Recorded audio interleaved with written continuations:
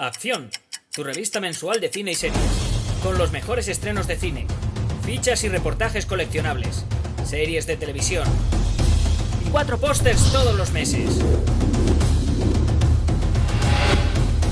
Búscala en tu kiosco. Muy buenas, Aritz. Aquí estamos en la revista Acción, Acción Cine, Acción Televisión, que es una publicación mensual que podéis conseguir en los kioscos, y además podéis pedir en la dirección que os van a poner aquí abajo. Estaba mirando lo que si me grababa. Efectivamente sí que graba. Bueno, pues aquí, por ejemplo, pues le dedicamos un artículo a lo que era la filmografía de James Cameron, coincidiendo con el estreno. Y es un artículo resuelto en una de las formas que tiene la revista, que es coleccionables. A mí este cartel, esta ficha me encanta. Coleccionables, en este caso coleccionables de fichas, ¿de acuerdo? La revista Acción es una revista de cine y series, es una revista mensual que como digo podéis conseguir en el kiosco pidiéndolo aquí abajo, y que aborda tanto tema de coleccionismo como tema de actualidad del cine, actualidad de televisión, pues con noticias, entrevistas, reportajes, opiniones, críticas de estrenos, etcétera, toda la actualidad del cine y la televisión, y podéis conseguirla justo aquí en la revista Acción Cine y Acción Televisión, ¿de acuerdo? Esto es un vídeo con spoilers, claramente. Vamos a hablar de Junior Bonner, el rey del rodeo, película de Sam Peckinpah protagonizada por Steve McQueen. Si no lo habéis visto, os recomiendo que no veáis este vídeo, que no sigáis adelante, porque yo voy a hacer spoiler, porque Aritz, que es quien ha pedido este vídeo, seguro que ha visto la película, seguro que se tiene muy pateada la película, y por lo tanto yo le voy a hacer todos los spoilers que sean necesarios, porque él ya se la conoce. Y ¿qué más? Bueno, si os gusta le podéis dar a like, podéis suscribiros al canal, y tenemos una sección especial premium para aquellos que queráis apoyar un poco más la revista, pues con vídeos exclusivos y demás, ¿de acuerdo? Bueno, pues me voy a situar en las notas que tomé el otro día sobre El rey del rodeo, sobre Junior Bonner, película de 1972. Y lo primero que quería era situar, digamos, un poco la película en un contexto con otros títulos que me parecen interesantes, Aritz. Porque, a ver cómo te digo esto. Yo creo que no es que sean películas iguales, no es que sean películas, son películas de tono más o menos similar. Son películas que en un momento determinado pues puedes encontrar cosas que tengan cierta similitud con lo que estamos viendo en la película del rey del rodeo de Sam Peckinpah, pero sobre todo pues son películas que a mí me parece que te pueden interesar, son diferentes de Junior Bonner, pero tienen ese tono casi de aventura existencial, tienen ese tono, tienen una serie de características que vamos a ver en Junior Bonner. Entre otras el tema del ocaso, el ocaso de los mitos, el ocaso de los grandes mitos, de las grandes leyendas del western, del lejano oeste, pero sobre todo aquí vemos, como es un rodeo, es un meterte en el mundo del rodeo, lo que hace Junior Bonner, lo que hace Sam Peckinpah en Junior Bonner, pues digamos que hay un tema, es cómo Estados Unidos ve su pasado, cómo imagina, idealiza, mejor dicho, su pasado. Un pasado idealizado, un pasado que no es ciertamente en la realidad, no es de carácter realista, sino que es un pasado que está completamente idealizado. Eso forma parte de la cultura estadounidense, de la cultura de la mitificación del pasado que se maneja en la cultura estadounidense. Y creo que estas otras películas que te voy a plantear pues tienen algunos puntos en común en ese sentido con esto que estoy diciendo, es decir, que enlazan de alguna forma con esto que estoy diciendo. Entonces, por ejemplo, junto con Junior Bonner, yo te recomendaría otras películas que hablan de ese ocaso del mito, de ese crepúsculo, de ese encuentro con el pasado que no se va nunca o que parece no irse nunca en Estados Unidos. Y junto con esta película yo te recomendaría que le echaras un vistazo a, por ejemplo, Monty Walsh. Monty Walsh es una película de William Fricker, dirigida en 1970. Nos vamos a mover en los años 70 casi en todas, no en todas, hay algunas de los 60. En 1970, Monty Walsh, dirigida por William Fricker, interpretada por Lee Marvin, Jean Moreau y Jack Palance. Es una película de un vaquero que se da cuenta de que en el nuevo mundo que se está gestando a su alrededor dentro de lo que es el paisaje del oeste, él va perdiendo sitio. Otra película de tipos forjados, de tipos duros, que de repente descubren que ya no hay sitio para ellos en esa actualidad que les ha tocado vivir, que es una actualidad de ocaso. Monty Walsh, William A. Fricker, ¿vale? Con Lee Marvin, Jean Moreau y Jack Palance. Película para mí interesante, está mejor valorada que Junior Bonner. Bueno, esto son cosas de la crítica, de los votantes y demás, de las fichas, de los ficheros, pero a mí me parece que Junior Bonner tiene unas características en algunos aspectos mucho más interesantes que la de Monty Walsh. Después tenemos otra película con Lee Marvin, una película que a mí me encanta, que es Los Indeseables. Su título original es Dinero de bolsillo, Pocket Money, porque primero me gusta porque tiene una dirección sólida de Stuart Rosenberg, una película de 1972, curiosamente el mismo año que Junior Bonner, El Rey del Rodeo, que es la película de la que vamos a hablar, y Stuart Rosenberg contó con Paul Newman y con Lee Marvin como protagonistas de esta película, Los Indeseables en España, Pocket Money, en el original, donde vemos que un vaquero que se ha mantenido fiel a la lealtad y a la honestidad se ve envuelto en una serie de historias de tratamiento de ganado, de trato de ganado con un ranchero corrupto. Hay un papel muy bueno ahí para Strother Martin, que es otro de los habituales del western de Crepúsculo. No está bien valorada Los Indeseables, a mí me gusta mucho, creo que es una película muy interesante que enlaza con Junior Bonner, pero también en cierto modo con Monty Walsh, y me gusta mucho cómo aparentemente es una de estas películas en las que parece que no está pasando nada, pero están pasando muchas cosas. Lo que pasa es que, claro, probablemente parte de esa baja valoración reside en que Los Indeseables te presenta a un Lee Marvin, te presenta a un Paul Newman, y de ese choque de estos dos iconos uno espera a lo mejor algo acción tipo Dos hombres y un destino, alguna movida esta, y es que no va de eso la película, va de otra cosa. Creo que en todas estas películas, en sus bajas valoraciones, coinciden unas expectativas del público forjadas más en torno a los actores que las protagonizan que en torno a la idea que tiene la película, la verdadera idea de la película, el verdadero contenido de la película. Entonces, aquí estamos viendo cómo el reclutar estrellas con unas características de cine, si se quiere, lo que era en aquel momento el cine comercial, el equivalente al blockbuster de nuestros días y demás, películas de acción y demás, Steve McQueen en Junior Bonner, Lee Marvin en Monty Walsh y en Los Indeseables, Paul Newman, pues de repente hace una película más, digamos, más pausada, sin grandes secuencias de acción, donde no hay tiroteos, donde no hay persecuciones, donde no hay trepidación, sino lo que hay es gente viviendo sus vidas, y a mí eso me parece interesantísimo, me parece muy bueno, me encantan estas películas por eso, pero digamos que el público es refractario a esto porque espera pues una especie de, pues eso, Dos hombres y un destino o algo así, ¿no? Y no va por ahí el tiro. Entonces creo que parte de las calificaciones bajas que tienen estas películas responden a eso, cuando creo que son películas, todas las que te estoy diciendo, Aritz, muy buenas. Después tenemos otra, estaríamos un poco en las mismas, lo mismo que te he dicho de La Estrella, Bronco Billy. Bronco Billy es una película dirigida y protagonizada por Clint Eastwood, pero claro, si uno espera el Clint Eastwood de pues eso, de Alégrame el día, Harry el sucio,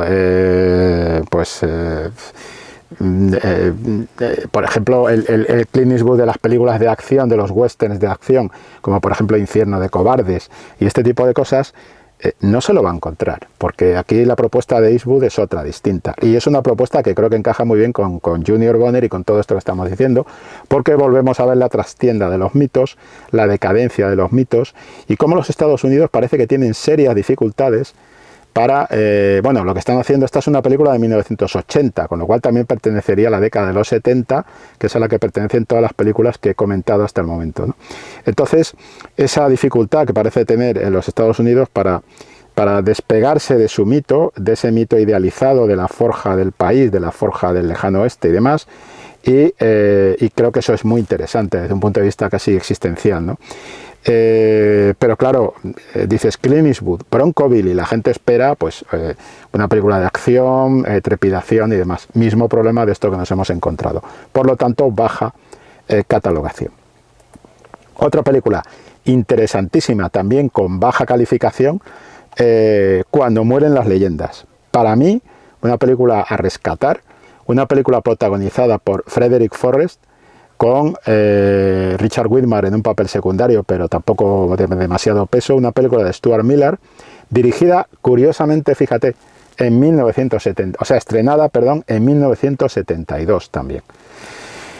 Fíjate lo que dio de sí el año 1972, es decir, en el 72 estamos teniendo Junior Bonner, en el 72 estamos teniendo Los Indeseables, y en el 72 estamos teniendo Cuando mueren las leyendas. Cuando mueren las leyendas es la historia de un joven indio Yuti que se une al circuito de rodeo y se acaba convirtiendo en una estrella del circuito de rodeo.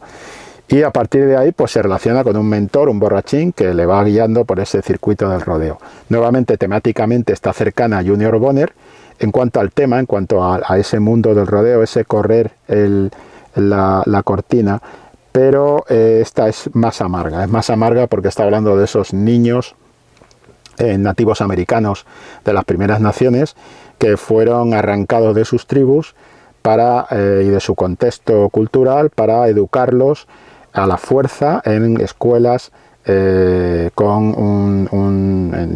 las escuelas y en la cultura de los blancos que les habían invadido. Entonces, Stuart Miller hace una reflexión muy interesante, insisto, en 1972, de este tipo de cuestión, ¿no? Y a mí me parece que es una película que también encaja muy bien con esta del Rey del Rodeo, ¿vale? Y ya para acabar, qué curioso, de verdad, es que no lo he hecho a propósito. He buscado, te digo, Aritz, he buscado las películas que me parecían cercanas a Junior Bonner en su tono, con este tema de la caída de los mitos, del ocaso, del crepúsculo de los mitos, de las leyendas y tal, y ha salido por los títulos, pero es que en 1972 nos encontramos otra de las que me parecen que es de las mejores de todas estas que estamos viendo, que es Fat City, Ciudad Dorada, una película dirigida por John Huston, también en 1972, con Stacy Keach y con Jeff Bridges, y que es una mirada a la vida de unos boxeadores, otra vez también con un tema de mentor, alumno y demás, uno más veterano del circuito de tercera clase de boxeadores, y la vida de esta gente, y cómo transcurre la vida de esta gente. Otra vez nos encontramos con muchos componentes que creo que te pueden interesar, Aritz, si te ha gustado Junior Bonner, y que yo te recomiendo. Fat City es una maravilla, y es en el Festival de Cannes, la aplaudieron en el año 72 también. ¿Qué pasaría en los Estados Unidos en el año 72? Los años 70, 71, 72, que lo que están haciendo es una revisión de sí mismos, de sus propios mitos y tal. En este caso es una historia de boxeadores, pero en el fondo, digamos que el contexto deportivo y demás, que también se ve en el tema del rodeo, vuelve a estar presente, ¿no? Fat City. Y ya para cerrar todo esto, digamos que la más veterana, un antecedente de todas estas películas, me parece que es la mejor calificada, que es Hood, el más salvaje entre mil. Una película de Paul Newman, dirigida por Martin Reed, que también tiene ese contexto del rancho y demás, donde una película muy nominada y que ganó 3 Oscars, Hood, el más salvaje entre mil, con Paul Newman y con un papel de despedida de Melvyn Douglas absolutamente genial, que tiene, digamos, ya digo, varios premios, basada en una novela de Larry McMurtry, que es un tipo que merece la pena leer, tiene varias publicadas en España, y Y es otra vez, digamos, el conflicto padre-hijo que se da. Esta idea padre-hijo lo tenemos entre Melvyn Douglas y Paul Newman. Los personajes de Melvyn Douglas y Paul Newman la tenemos también de alguna manera, es otro punto de conexión que creo yo que existe con el tema padre-hijo que vamos a ver en Junior Bonner. Bueno, yo te he hecho esta especie de colección de películas porque creo que merece la pena recuperar todos estos títulos, que merece la pena ver todos estos títulos, porque son títulos que rompen con lo previsible, que rompen con grandes estrellas y rompen con lo que la gente puede llegar a esperar en un momento determinado, ¿no? Bueno, y vamos a hablar ya, propiamente dicho, del propio Rey del Rodeo de Junior Bonner.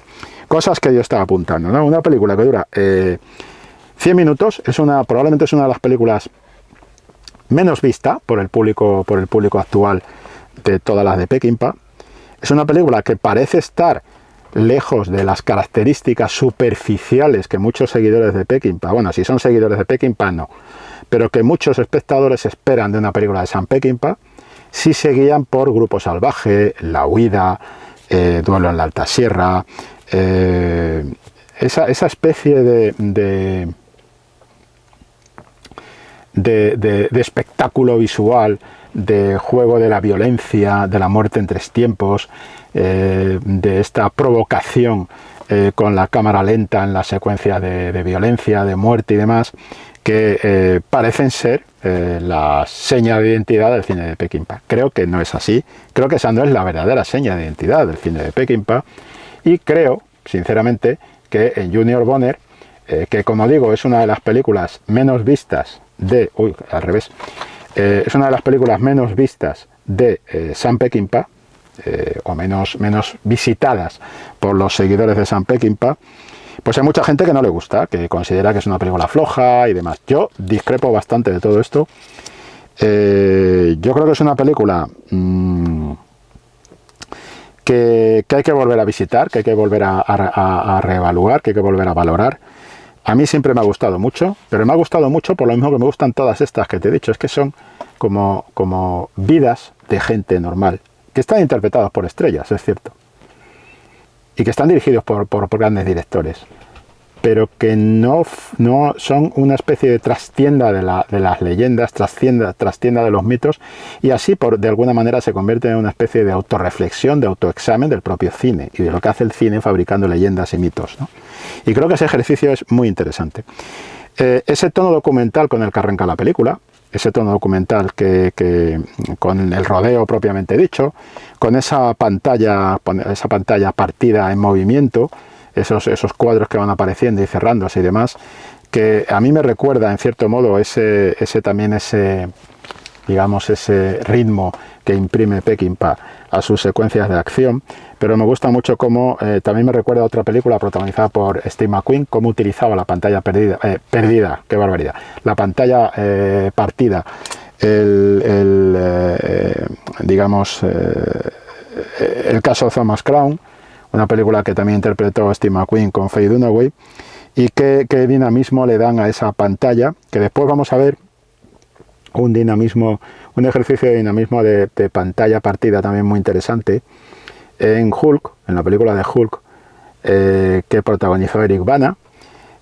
También se veía un poco este juego, ¿no? Bueno, pues este arranque de tono documental es claramente un distanciamiento del propio Peckinpah, de sus recreaciones de leyendas, de su volver a forjar las leyendas, los mitos, para mostrarnos esas leyendas en un tono de ocaso, ¿no?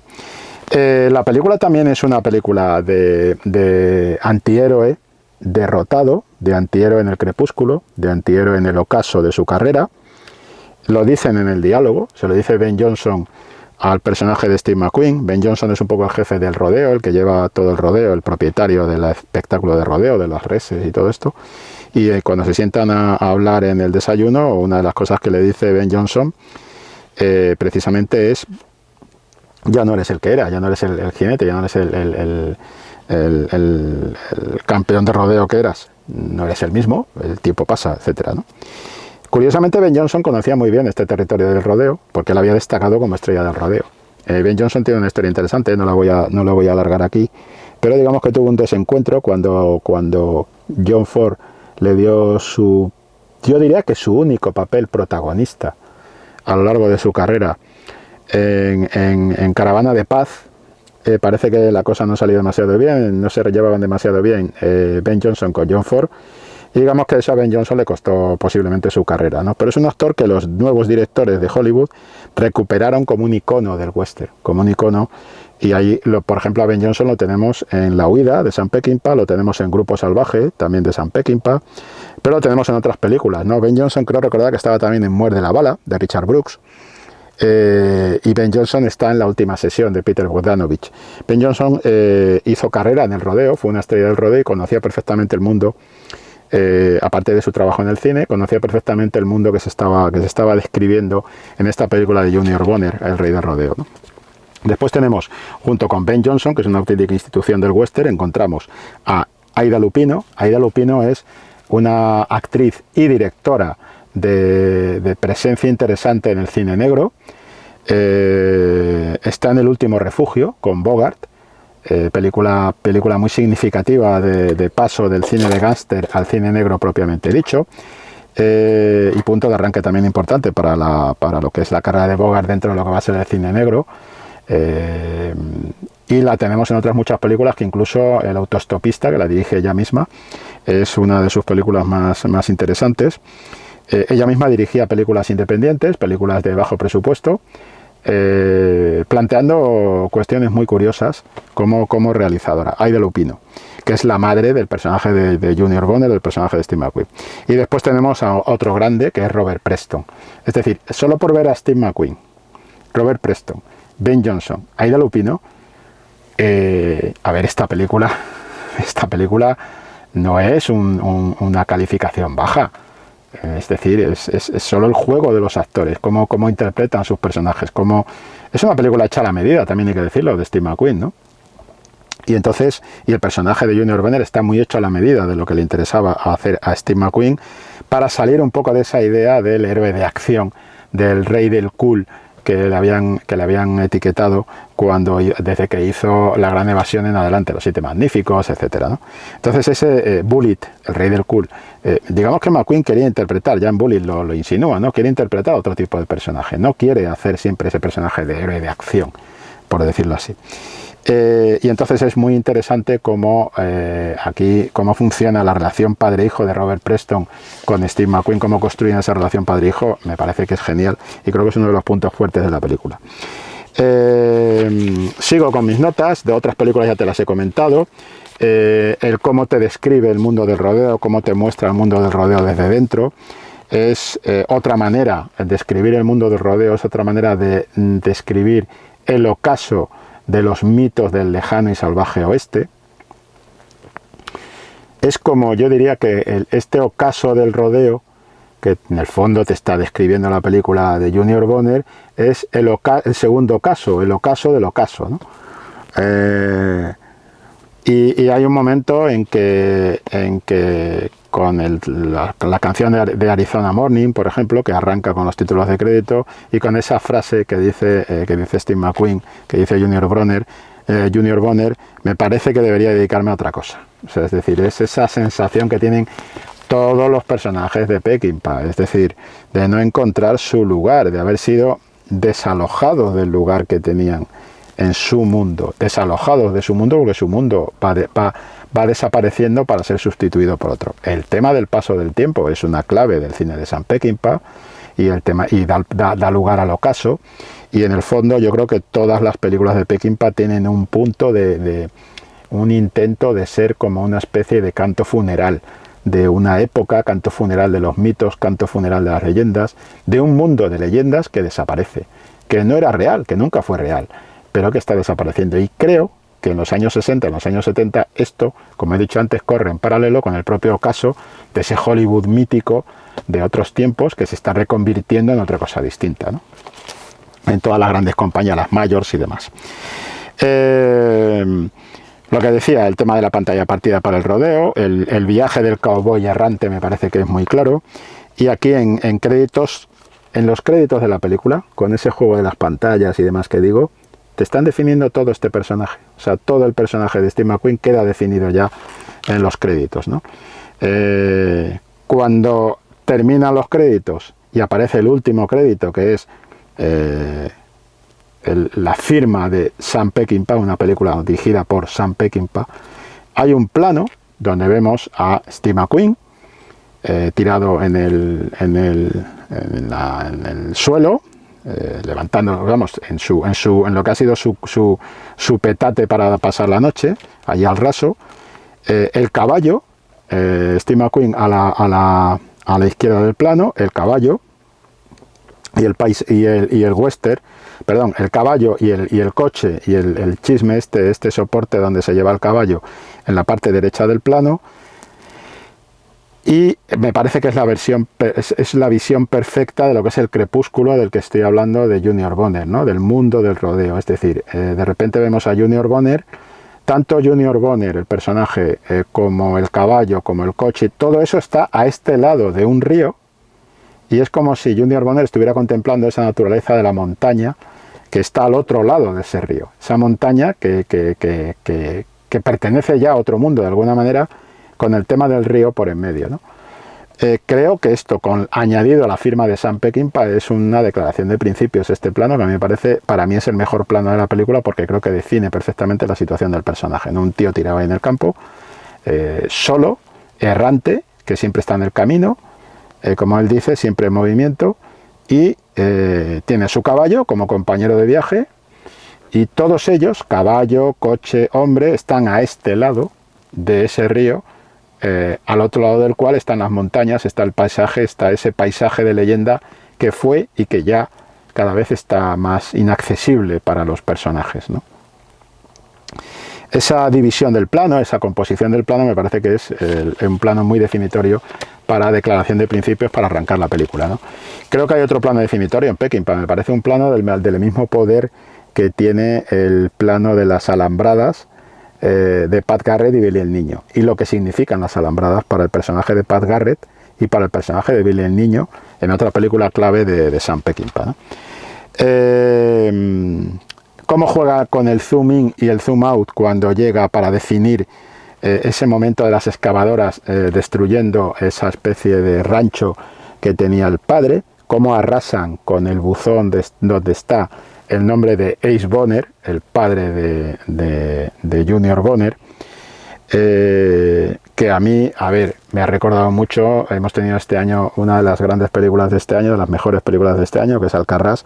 También juega con esa idea, ¿no?, de las excavadoras devastando, esa imagen de las excavadoras devastando el lugar en el que han vivido los personajes, ¿no?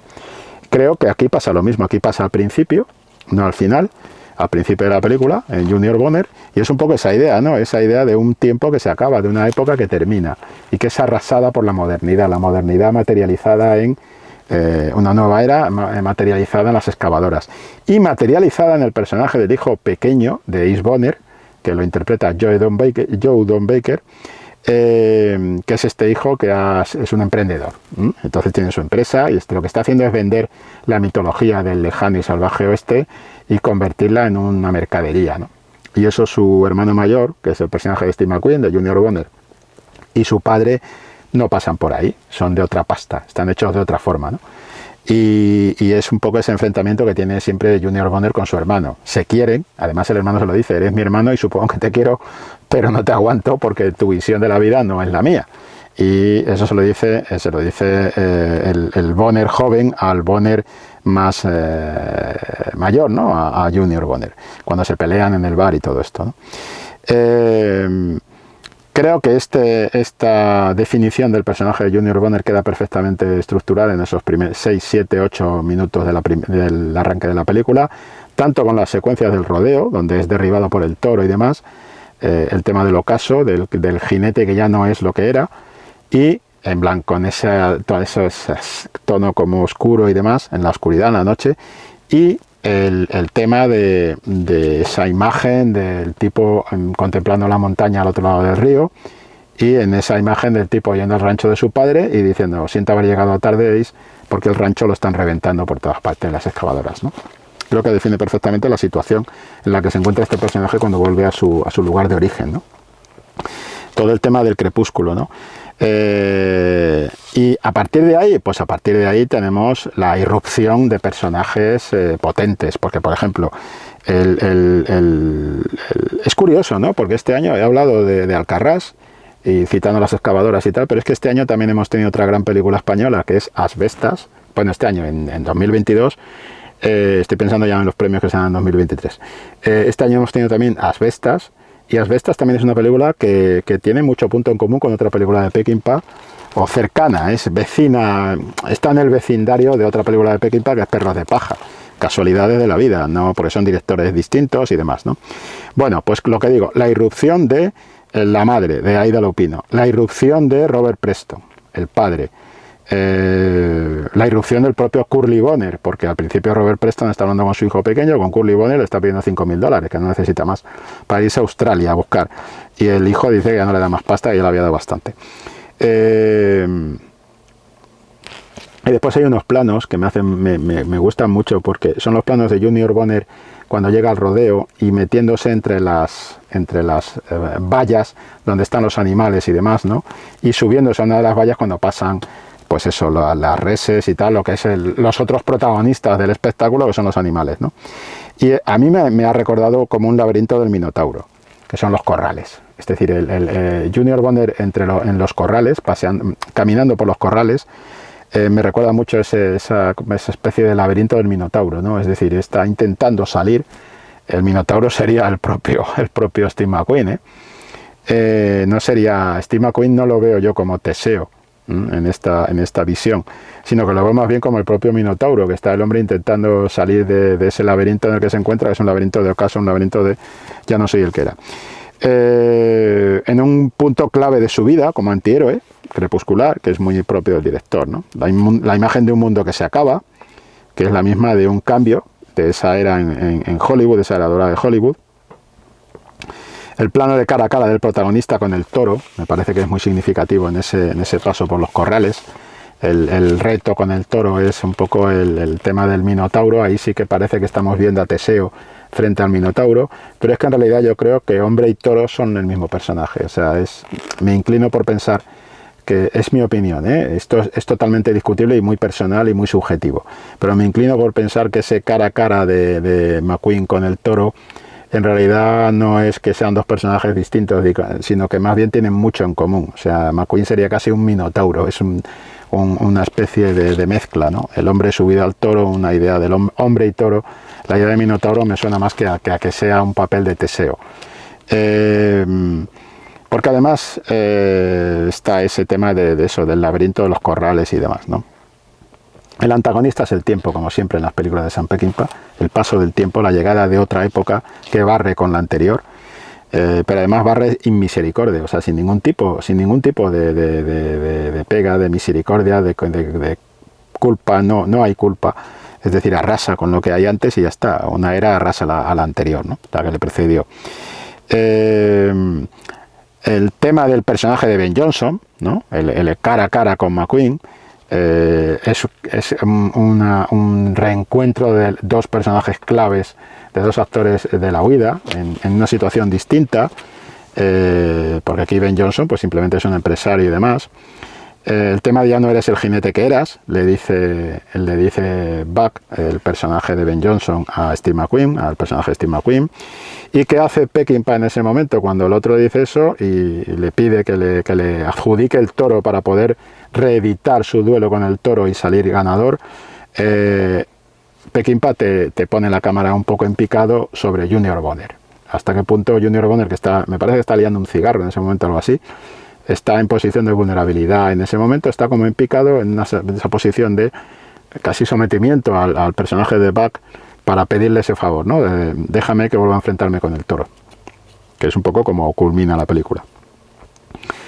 El encuentro de padre e hijo me parece genial, cuando el padre le roba, entre comillas, el caballo al hijo y se va al desfile, y como el hijo primero andando al lado del padre, sujetando, digamos, tras él a pie y el padre a caballo, y como el padre dice, monta conmigo, y esa imagen del hijo detrás del padre, me parece que es una imagen, dos adultos, pero que reedita lo que ha sido, te define perfectamente.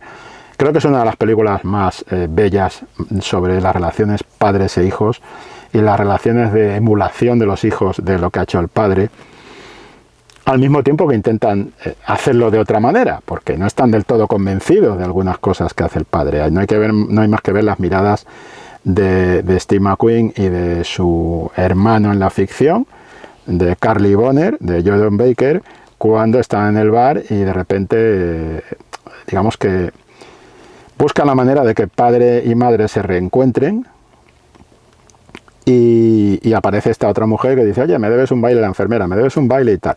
Y las caras de Steve McQueen, que incluso llegará a decirle al padre, papá, antes siempre le reservabas el primer baile a mamá. Y entonces la madre contesta, yo he cambiado esas cosas y tal, ¿no? Es interesante el personaje de Aida Lupino. Los personajes de las mujeres en Peckinpah, hay que decir que no eran los más beneficiados de las películas de Peckinpah, eso hay que admitirlo, es así. Pero cuando él quería apoyar a un personaje femenino, lo apoyaba muy bien.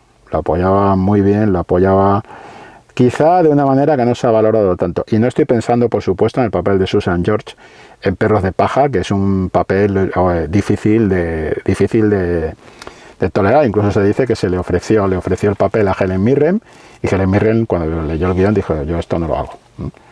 Esto no lo puedo hacer. Esto no. Pero más allá de Perros de paja hay otros personajes, por ejemplo, el papel de Stella Stevens creo que era Stella Stevens, me parece recordar, en La balada de Cable Hook. Es un papel curioso, interesante, que tiene algo más de lo que parece que tiene. El papel aquí de Aida Lupino, que tiene mucho más de lo que parece que tiene, que es muy sólido, que está rodeada de tipos poco sólidos, de tipos inmaduros, sus hijos, su marido, todo el mundo del rodeo en general, esa pelea que se organiza en el bar a puñetazos y tal, que ella contempla al lado de su marido como diciendo, bueno, esta panda de taraos. Es decir, ese papel de la madurez sólida, en positivo, y no me refiero a la edad, me refiero a la madurez mental del personaje de Aida Lupino, en todo este barullo de testosterona masculina suelta por allí y tal, pues me parece interesante. Y yo diría que si tuviera que señalar un personaje femenino, un papel de mujer en toda la filmografía de Peckinpah, la campeona sería Aida Lupino. Tanto por la actriz, como porque la actriz sabía lo que estaba haciendo, para eso había sido también directora, y tenía un largo recorrido en Hollywood, sabía lo que estaba haciendo y porque le presta una solidez. Es inmensa la solidez de reparto que hay en esta película. Entonces, me parece que ese es un poco el tema, ¿no? El asunto de por qué creo que Aida Lupino es la reina de las mujeres, entre comillas, en el cine de Sam Peckinpah, ¿no? Y después es muy curioso cómo te cuenta cosas sin contártelas. Es decir, primero tenemos el tema de los animales. En los animales siempre tienen un papel igual que los niños. Hay que fijarse mucho en los niños y los animales en las películas de Peckinpah. Esto no lo digo yo, esto lo dice uno de los escritores y críticos, que es Carlos Heredero, que yo creo que ha sido uno de los maestros de la crítica en España. Que tiene un libro sobre Sam Peckinpah donde hablaba de esto, o sea, repasaba el tema del papel de los niños y los animales en las películas de Peckinpah. Un libro editado por Ediciones JC hace muchos años, no sé si está descatalogado o no, yo lo tengo por ahí, es uno de mis libros de referencia, o fue uno de mis libros de referencia, lo sigue siendo, de punto de arranque para que yo me dedicara a esto de la crítica, así que algo que tengo que agradecerle mucho a Carlos Heredero, haberme enseñado que las películas eran algo más que ir al cine a divertirse, sino que había detrás de ellas toda una reflexión que merecía la pena ejercer como espectador y en un momento dado incluso como crítico, ¿no? Entonces, este tema que ya citaba Heredero, pues el tema de los animales, ¿no? Por ejemplo, el tema del toro igual cowboy, que es lo que hemos dicho antes, el tema de si es un minotauro y demás. El tema del perro, que está identificado claramente con el padre. La madre se lo dice, ese perro es como tu padre. Te puede dar la pata o te puede morder. Define perfectamente al personaje de Robert Preston, el padre de Bonner, antes de que aparezca incluso. Los animales enjaulados, que tiene el hermano. El hermano tiene una especie de feria rara para vender pisos volantes, por decirlo así, caravanas y demás. y el tío tiene allí una especie de feria montada para atraer clientes con animales enjaulados, con un plano que les mete Peckinpah muy bien de animales enjaulados. Los personajes de alguna manera quedan definidos por los animales. Steve McQueen queda definido por el toro. Curioso que esté definido por el toro, por eso digo lo del minotauro, no por el caballo. No es un centauro, aunque también es un centauro como personaje de cowboy del oeste, evidentemente, pero yo le veo más identificado con el tema del toro, el duelo con el toro. El padre queda definido por el perro un poco, ¿no? Y el tema de el hermano, cómo queda definido por esos animales enjaulados, porque el propio hermano es un animal enjaulado. Hay que ver las miradas que le lanza Joey Don Baker a Steve McQueen y a Ben Johnson cuando están juntos, en el sentido de decir, es como ver al padre y al hijo y no poder integrarse en ese mundo, ¿no? Cómo se queda. Y cuando se monta la pelea, él se va por una puerta, dice, cuidado, estoy casado y tal, y se va por una puerta y desaparece. Me parece significativo entre esas miradas y esa salida del escenario, ¿no? Los personajes, insisto, quedan definidos por animales. De hecho, el propio Steve McQueen es errante como su propio caballo que va detrás de él, ¿no? El tema de la cena, cómo están sentados los personajes en esa cena con la madre y cómo todo queda muy definido, y las miradas, eso que digo yo de que te lo cuenta sin contártelo, los intercambios de miradas entre la cuñada y Junior Bonner, y lo que dice la cuñada, no hay caballo en el mundo que no se pueda domar, ni hay jinete en el mundo que no se pueda caer, con toda la mala leche del mundo, la cuñada, pues la cuñada. Y esas miradas, tú ves que hay algo que no es solo animadversión, hay algo que no es solo, o mejor dicho, es una animadversión y un puntito de odio de la cuñada hacia Junior Bonner, que no tiene que ver con que sea, haya habido algún tipo de interés más allá del tema, ¿no? Es decir, yo creo que eso queda definido por esas miradas constantes que se manejan los dos personajes en toda la película, y no te dice más, no hay un diálogo que aluda a ello ni nada de esto. Se quedó con el hermano, con Curly, pero hay una tensión, no sé si sexual, no resuelta con el personaje de McQueen, en el que Junior Bonner no entra por una cuestión de ética y demás, ¿no? De lealtad a su hermano. Pero lo que queda también muy bien definido es el afecto que hay entre los dos hermanos, ¿no? Y ya digo, son las miradas de Joey Don Baker cuando está viendo cómo el padre y el hermano están participando en esa competición de ordeñar vacas. Y esa especie del hijo que no entra en el mundo del padre, mientras que ve como su hermano mayor sí entra en el mundo del padre, y es como su padre, es como si estuviera viendo a un personaje en un espejo y demás, ¿no? Todo eso me parece que es muy bien. La composición, el plano de los dos hermanos en el porche, tema de McQueen de pie, entre la luz y la sombra, con el otro sentado en la mecedora, cómo acaba eso, esa tensión que se genera entre los personajes, acaba con un puñetazo y con el otro atravesando la ventana. Y ese tema de metáfora del pasado, el presente, el futuro, vamos a ver. Al personaje de Junior Bonner le hacen varias ofertas para trabajar. Tanto se le hace Buck, personaje de Ben Johnson, como su propio hermano. Una es para vender casas de estas rodantes, y la del hermano, y la otra es para que sirva como una figura de ayudante, administrador y tal del espectáculo del rodeo con Ben Johnson. Las dos son ofertas con buenas intenciones, pero él no puede aceptarlas, porque son ofertas que te están demostrando que estas dos personas, tu hermano y este tipo que lleva el rodeo, realmente no te conocen. El del rodeo lo entiende. El hermano no lo entiende, no entiende por qué su hermano no acepta esa oferta jugosa de ser un empresario con él y demás y vender casas rodantes. Y es porque no entiende a su hermano. Como no entiende, el único que entiende a su padre es Junior Bonner, y por eso al final le paga el billete para que se vaya a Australia. Es decir, él quiere que se quede con su madre, pero entiende que su padre tiene que marcharse. Tiene que marcharse porque es lo que le pide el cuerpo y porque su padre es como él, necesita estar en movimiento y en marcha. Y entonces todo el dinero, prácticamente todo el dinero que gana venciendo al toro finalmente, lo invierte en el billete del padre para Australia. O sea, lo cual te demuestra, primero, no solo el afecto del hijo, sino esa capacidad de lealtad, pero esa capacidad de ser un desprendido. No tiene ni un duro Junior Bonner. Gana $900 y se los pule en comprarle un billete a su padre. ese le convierte en un gigante ético al final de la película. El hombre sigue errante y un tío coherente con lo que él quiere ser en la vida, ¿no? El tema del desfile. El desfile es uno de los...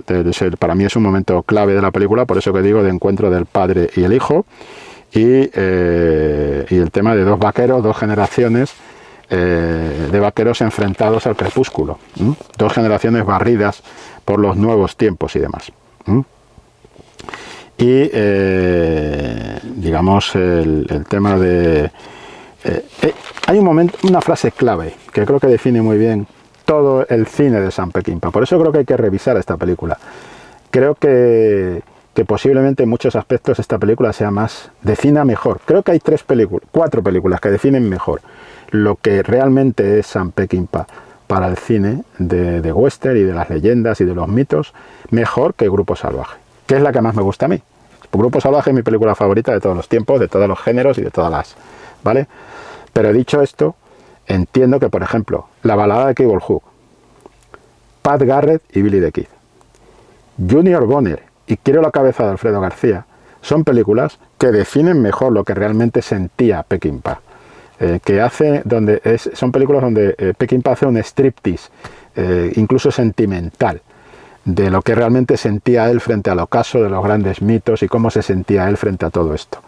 Y creo que esta película además lo definiría en ese momento en el que están, están en un plano Robert Preston, el padre de Ace Bonner, Steve McQueen en medio, Junior Bonner, y Buck Ben Johnson, 3 gigantes del cine. Y Ace, Robert Preston dice, si este mundo es para los que ganan, ¿qué queda para los que pierden? A lo que Junior Bonner contesta, alguien tiene que sujetar los caballos. Ya está. Esa es una definición para mí perfecta. Creo que es la mejor definición en diálogo que he visto de todo el sentimiento del cine de Sam Peckinpah.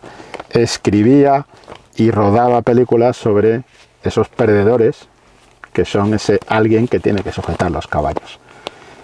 Como si él hubiera tenido esa sensación cuando rueda Duelo en la Alta Sierra, película que se estrena en 1962, el mismo año en que nació un servidor, pero eso no es importante, el mismo año, y esto sí es importante, en que se estrena El hombre que mató a Liberty Balance, que es el cierre con el que John Ford cierra el arco clásico del western clásico, ¿no?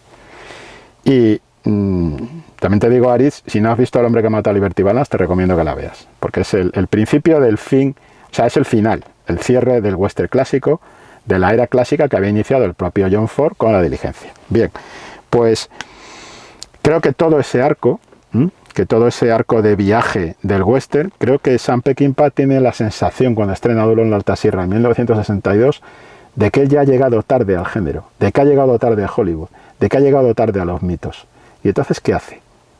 Pues empieza a contar el crepúsculo de los mitos, el ocaso de los mitos, que es donde él se siente como creador cómodo, digamos como reconociendo ese llegar tarde. Ya no puede hacer los westerns de John Ford, ya no puede hacer los westerns de Howard Hawks, no ese es el momento, eso ya pasó. Y él tiene que hablar de las ruinas de todos esos mitos, del ocaso de todos esos mitos. Así es como entra en el western crepuscular. Y creo que eso está definido por esa frase que he comentado, ¿no? Y después la canción El hombre del rodeo, que creo que define perfectamente lo que es el cine de Peckinpah, ¿no? Y lo que son los tipos duros del cine de Peckinpah. Gente que está en una canción, pero que no tienen por qué ser reales, ¿no? Creo que Peckinpah en toda su carrera dedicó toda su carrera a la lucha entre la vida real y la ficción. Y creo que eso se ve en esta película. Por eso creo que esta película, el rodeo sería la vida real y enfrentada a ese tiempo, el tiempo marca todo eso, que ese pasado glorioso que te está contando el tipo que habla del pasado del rodeo, de cómo se inició el rodeo y todo esto, ¿no? Y yo creo que este es un poco el recorrido que quería hacer así por algunos detalles, por algunas claves de Junior Bonner, el rey del rodeo, reivindicando esta película como una película muy significativa dentro del cine de Sam Peckinpah. En mi opinión, pues eso, quizá un poco ninguneada en exceso, por estas expectativas que forja el público respecto a cierto tipo de películas, ¿no? Según lo que las estrellas con las que cuenten en su reparto. Y nada más, Aris, gracias por haber pedido la crítica, gracias por darme esta oportunidad de volver a hablar de una de mis películas favoritas dentro del cine de Sam Peckinpah, que es Junior Bonner, y una de las que se habla menos de lo que se debería. Y espero que todo ese recorrido que te he hecho al principio de otras películas y demás, pues te lleve a ver algunas si no la habías visto ya. Y espero que lo disfrutes, tanto como yo he disfrutado hacer esta crítica y demás. Gracias por la paciencia que has tenido. Vamos al ritmo que vamos, pero ya estamos poniéndonos al día. Muchas gracias. Hasta otra. Acción, tu revista mensual de cine y series, con los mejores estrenos de cine, fichas y reportajes coleccionables, series de televisión y 4 pósters todos los meses. Búscala en tu kiosco.